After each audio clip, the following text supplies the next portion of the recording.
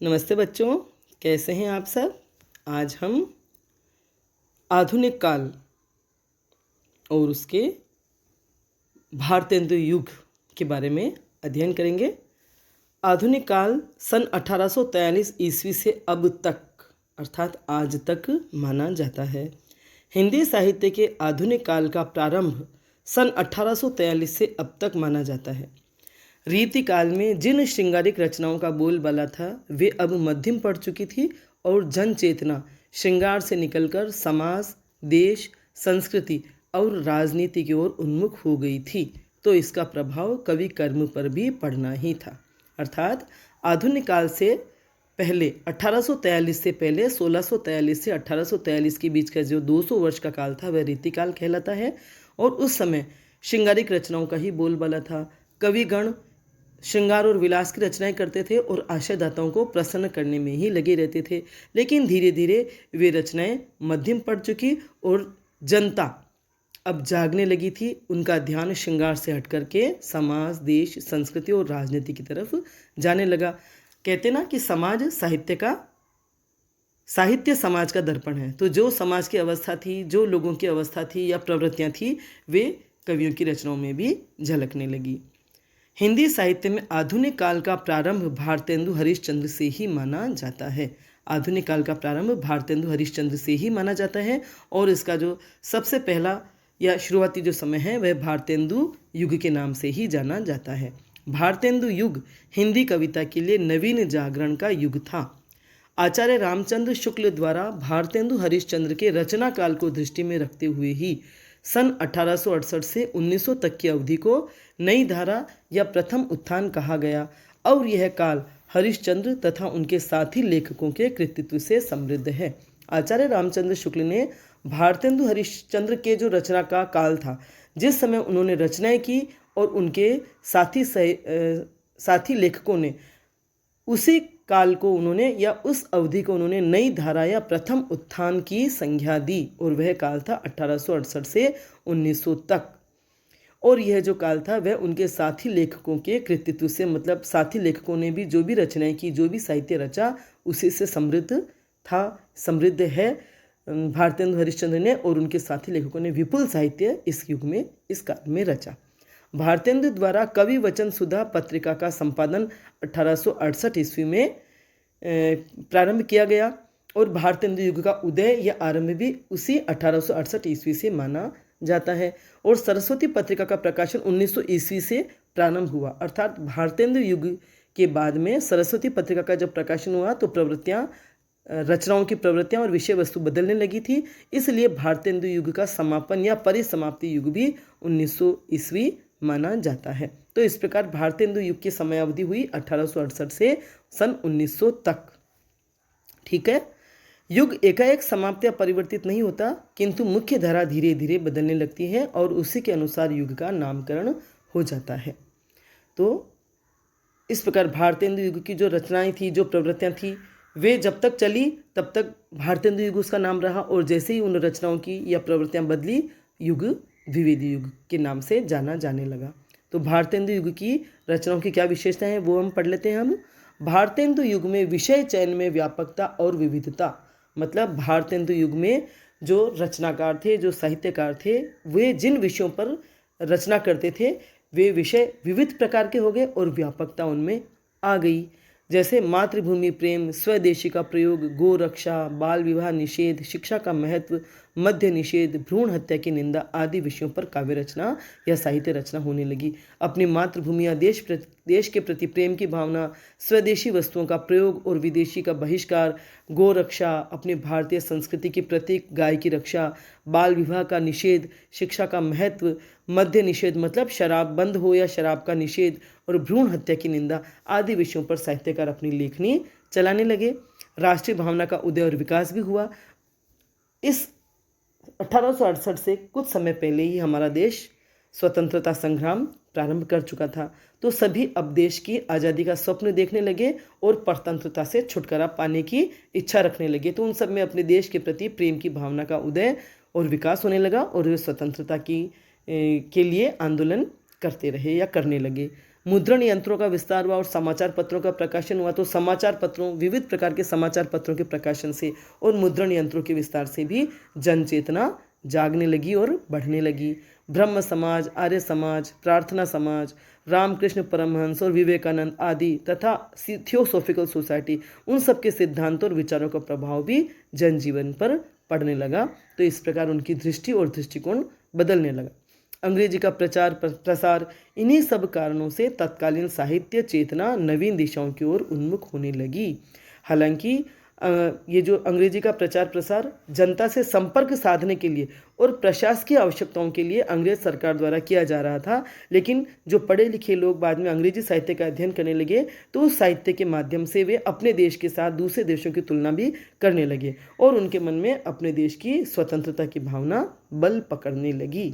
वे दूसरे देशों से या दूसरे देशों के वातावरण से प्रेरित होने लगे।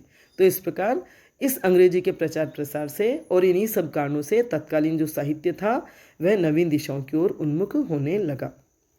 अब है भारतेंदु युग के प्रमुख कवि और रचनाएं। मतलब भारतेंदु युग में कौन कौन कवि हुए थे जो प्रमुखतया लिखने लगे और उनकी क्या क्या रचनाएं थी, इसके बारे में हम पढ़ेंगे। सबसे पहले कवि भारतेंदु हरिश्चंद्र, जिनके नाम से इस युग का नामकरण हुआ। इनका जन्म हुआ 1850 में और मृत्यु हुई 1885। आप देख लीजिए कितनी कम वय में भी वे इतना काम कर गए कि उनके नाम से एक युग का नाम पड़ा और आज भी हम उनके बारे में पढ़ते हैं और उनके बारे में सुनते हैं।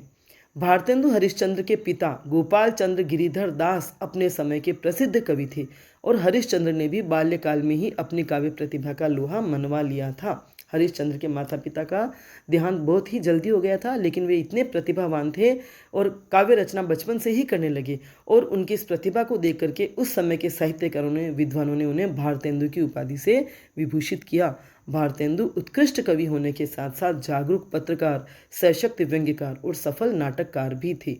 कवि वचन सुधा और हरिश्चंद्र चंद्रिका पत्रिका का उन्होंने संपादन किया और उनकी काव्य कृतियों की संख्या लगभग 70 है, जिनमें प्रेम मालिका, प्रेम सरोवर, गीत गोविंदानंद, प्रेम फुलवारी, वर्षा विनोद, विनय प्रेम पचासा, प्रेम फुलवारी और वेणुगीति आदि विशेष रूप से उल्लेखनीय हैं। उन्होंने हिंदी, ब्रज और उर्दू शैली में भी कविताएं लिखी है। मतलब हिंदी और ब्रज भाषा के साथ साथ उन्होंने उर्दू में भी कविताएं लिखी है और वे राजभक्त होने के साथ साथ देशभक्त भी थे। राजभक्त तो थे ही, क्योंकि जिस वक्त जिनका राज था उसके अनुसार भी चलना पड़ता था, लेकिन उनके मन में देश के प्रति प्रेम और भक्ति की भावनाएं भी थी। कविता के क्षेत्र में वे नव युग के अग्रदूत थे। उन्होंने मात्र 34 वर्ष की उम्र में इतना साहित्य लिखा, मात्रा की दृष्टि से भी और गुणवत्ता की दृष्टि से भी इतना और इतनी दिशाओं में उन्होंने काम किया कि उनका समूचा रचना कर्म पथ प्रदर्शक बन गया। मतलब उन्होंने जितना भी साहित्य रचा, चाहे कविताएं, चाहे नाटक, उन सबसे आगे आने वाले समय के जो कवि थे या लेखक थे वे भी प्रेरित होने लगे और उनका जो साहित्य है उन सब के लिए पथ प्रदर्शक, मार्गदर्शक बन गया। ठीक है, समझ में आ रहा है आपको। अब आगे चलते हैं। दूसरे लेखक हैं बद्री नारायण चौधरी प्रेमघन। इनका जन्म हुआ 1855 में और मृत्यु हुई 1923 में। तो भारतेंदु मंडल के कवियों में इनका भी प्रमुख स्थान था। गद्य और पद्य दोनों में ही इन्होंने विपुल साहित्य की रचना की।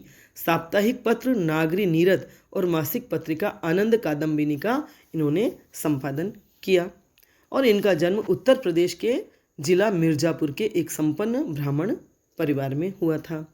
जीर्ण जनपद, आनंद अरुणोदय, हार्दिक हर्षादर्श, मयंक महिमा, अलौकिक लीला, वर्षा बिंदु आदि उनकी प्रसिद्ध काव्य कृतियाँ हैं और इनकी कविताओं में श्रृंगारिकता के साथ साथ जातीयता, समाज की दशा और देश प्रेम की भी अभिव्यक्ति हुई है और राजभक्ति के साथ साथ राष्ट्रीय भावना की नई लहर भी इनकी कविताओं में मिलती है। ये भी भारतेंदु हरिश्चंद्र के समान राजभक्ति के साथ साथ देशभक्त और देश प्रेमी थे और इनकी कविताओं में राजभक्ति और राष्ट्रीय भावना दोनों ही देखने को मिलती है और लावणी शैली में भी इन्होंने कविताएं लिखी हैं। इसके बाद तीसरे कवि या साहित्यकार हैं प्रताप नारायण मिश्र, जिनका जन्म 1856 में हुआ और उनकी मृत्यु 1894 में हुई। कविता, निबंध और नाटक इनके मुख्य रचना क्षेत्र हैं। मतलब प्रताप नारायण मिश्र ने कविताएं भी लिखी, निबंध भी लिखे और नाटक भी रचे। प्रताप लहरी इनकी प्रतिनिधि कविताओं का संकलन है। प्रताप लहरी जो इनका ग्रंथ है वह इनकी प्रमुख कविताओं का संकलन है। प्रेम पुष्पावली, मन की लहर, लोकोक्ति शतक, श्रृंगार विलास और तृप्यंताम इनकी प्रसिद्ध रचनाएं हैं। इन्होंने प्रेम की तुलना में समसामयिक मतलब उस समय के देश की दशा और राजनीतिक चेतना का वर्णन अपनी रचनाओं में किया है। हास्य व्यंग्य कविताओं में भी इनका अग्रणी स्थान है और प्रेम घन की तरह ही लावणी शैली में भी इन्होंने अनेक कविताएं लिखी हैं। अगले कवि या साहित्यकार हैं जगन मोहन सिंह। इनका जन्म हुआ 1857 में और इनकी मृत्यु हुई 1899 में। जगन मोहन सिंह मध्य प्रदेश की विजय राघवगढ़ रियासत के राजकुमार थे। इन्होंने संस्कृत और अंग्रेजी की शिक्षा प्राप्त की और श्रृंगार वर्णन और प्रकृति चित्रण इनकी मुख्य काव्य प्रवृत्तियां हैं। मतलब इनकी कविताओं में श्रृंगार वर्णन और प्रकृति के सौंदर्य का चित्रण बहुतायत से मिलता है। प्रेम संपत्ति लता, श्यामा सरोजिनी और देवयानी इनकी प्रमुख रचनाएं हैं। जगन मोहन सिंह भी बहुत ही प्रतिभावान थे और भावुक मनोवृत्ति के वे कवि थे। उनकी रचनाओं में कल्पना का लालित्य मतलब कल्पना का सौंदर्य, भावुकता, चित्र शैली और सरस मधुर ब्रज भाषा इनकी रचनाओं की अन्यतम विशेषताएं हैं। मतलब इनकी रचनाओं में, इनकी कविताओं में, इनके साहित्य में कल्पना का सौंदर्य, भावुकता, चित्रात्मक शैली और सरस मधुर ब्रज भाषा का प्रयोग हुआ है। ठीक है, आगे है अंबिका दत्त व्यास। अंबिका दत्त व्यास संस्कृत और हिंदी के अच्छे विद्वान थे और दोनों ही भाषाओं में ये साहित्य रचना करते थे। पीयूष प्रवाह पत्रिका का इन्होंने संपादन भी किया था। पावस पचासा, सुकवि सतसई और हो होरी इनकी उल्लेखनीय रचनाएं हैं। इनकी रचना सुंदर ब्रज भाषा में हुई है। खड़ी बोली में इन्होंने कंसवध नामक प्रबंध काव्य की रचना प्रारंभ की थी, लेकिन वह अधूरा ही रह गया और 3 सर्ग ही लिखे जा सके। इन्होंने समस्या पूर्ति भी लिखी है। समस्या पूर्ति उसे कहते हैं जब कोई शीर्षक, एक पंक्ति दे दी जाती है जिस पर कवि को पूरी अपनी कविता लिखनी होती है, उसे समस्या पूर्ति कहते हैं। और भारतीय संस्कृति में इनको गहन आस्था थी और इन्होंने सरल और कोमलकांत पदावली का प्रयोग अपने काव्य रचनाओं में किया है। ठीक है, आगे चलते हैं। राधा कृष्ण दास। इनका जन्म हुआ 1865 ईस्वी में और मृत्यु हुई 1907 में। राधा कृष्ण दास भारतेंदु हरिश्चंद्र के ही फुफेरे भाई थे और बहुमुखी प्रतिभा के धनी थे। इन्होंने कविता के साथ साथ नाटक, आलोचना और उपन्यास भी लिखी। इनकी कविताओं में भक्ति, श्रृंगार और समकालीन राजनीतिक सामाजिक चेतना का वर्णन मिलता है। भारत 12 मासा और देश दशा तत्कालीन भारत के विषय में इनकी प्रसिद्ध कविताएं हैं। मतलब इन कविताओं में तत्कालीन भारत की दशा का चित्रण हुआ है। राधा कृष्ण दास ग्रंथावली में इनकी कविताएं संकलित है और इन्होंने खड़ी बोली और ब्रज भाषा में अपनी कविताएं लिखी है, अपना साहित्य रचा है। इनके अलावा और भी कई कवि थे जिनमें नवनीत चतुर्वेदी जिन्होंने कुब्जा पचीसी की रचना की, जगन्नाथ दास रत्नाकर, दिवाकर भट्ट, गोविंद गिल्ला भाई, रामकृष्ण वर्मा, बलवीर और गुलाब सिंह आदि अन्य कवियों का भी भारतेंदु युग में साहित्य, अन्य कवियों के द्वारा भी भारतेंदु युग में साहित्य रचा गया और उनका योगदान भी इस युग के लिए अविस्मरणीय है। इस प्रकार भारतेंदु युग पुरातन और नवीन के संधि स्थल पर स्थित है। मतलब पुराना जो युग था, पुरानी जो दृष्टि थी या दृष्टिकोण थे, और नवीन विचार, नवीन चेतना उनके संधि स्थल पर स्थित है। मतलब पुरातन और नवीनता का या पुराने और नवीन विचारों का, दृष्टिकोण का, विषयों का इनकी रचनाओं में इस युग में समावेश मिलता है। इस युग से पहले रीतिकाल में श्रृंगार की प्रवृत्ति पर बल रहा था। उसके स्थान पर अब कविगण समाज और राष्ट्र के लिए उद्बोधन देने वाली लोक मंगलकारी चेतना की ओर उन्मुख होने लगे। मतलब श्रृंगार को छोड़कर समाज और देश के कल्याण की और देश की स्वतंत्रता प्राप्त करने की जो चेतना जागृत हो रही थी, उधर उनका काव्य भी उन्मुख होने लगा, जिसकी पूर्ण परिणति द्विवेदी युग में दिखाई देती है। अर्थात भारतेंदु युग में जिन विषयों पर रचनाएं हो रही थी और जो दृष्टिकोण या जो दृष्टि लेखकों की और साहित्यकारों की थी, उसकी पूर्ण परिणति माने पूर्ण विकास द्विवेदी युग में दिखाई देता है। तो आज हम इतना ही पढ़ेंगे और आगे अब हम भारतेंदु युग का जो गद्य साहित्य था, किन किन विधाओं पर रचनाएं उस वक्त होती थी, उनका हम आगे पढ़ेंगे, उनके बारे में हम आगे पढ़ेंगे। आज बस इतना ही पढ़ेंगे। आपको वीडियो पसंद आया हो तो लाइक करें, अपने फ्रेंड्स के साथ शेयर करें और मेरे चैनल को सब्सक्राइब करें ताकि मैं जो भी वीडियो बनाऊंगी उसकी सूचना आपको मिल जाएगी। धन्यवाद।